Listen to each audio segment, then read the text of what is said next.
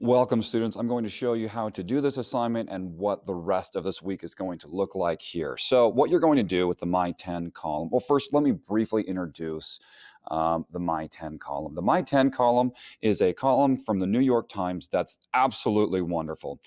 Some New York Times authors or columnists will interview celebrities and ask them, hey, what are 10 things you can't live without?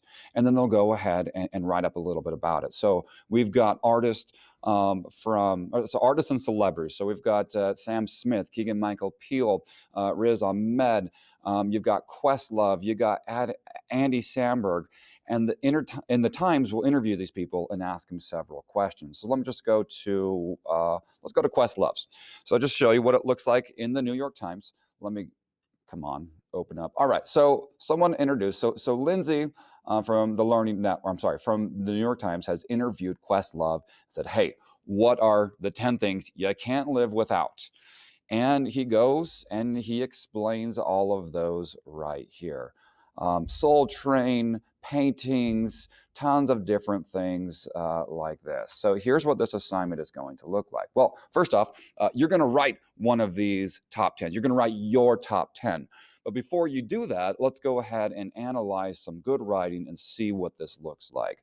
So you are going to choose at least 2 of the My 10 columns below and annotate them. I've got 7 of them, I believe.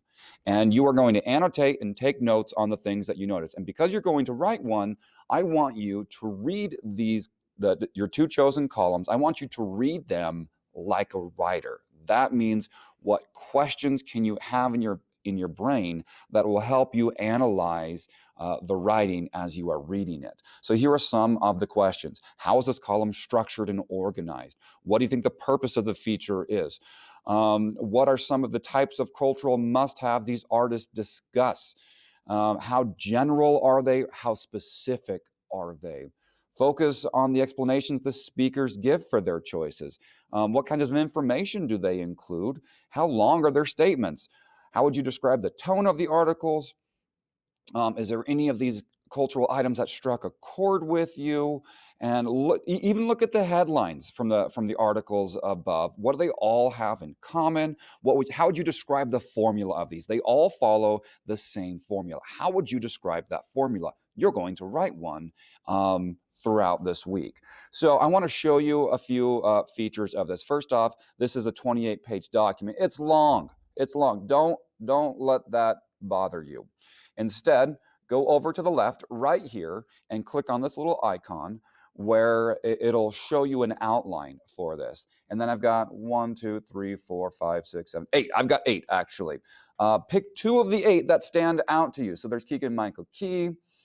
There's Andy Samberg, there's Grace Vanderwall, Gloria Estefan, Sam Smith, Riz Ahmed, and David Chang. So you've got those right there. So find 2 that interest you. The one that I really like was this one right here, Riz Ahmed's. I didn't realize how cool this guy is. I was looking through here. I clicked on The Sound of Metal, and I watched the trailer for this Hulu series. You sound great. Yeah, right. And it looks incredible. I'm watching this. This is now on my to-watch list. So now I'm really interested in him as an actor. And there it is. So read this, annotate it. Maybe also you want to do Grace Vanderwall or Andy Samberg or Gloria Estefan. I don't care. Whichever 2 that you want to do. Read them and read them like a writer. Remember, 10 annotations, turn it in. Take care, folks. This is Mr. Buckle. Keep writing, keep learning.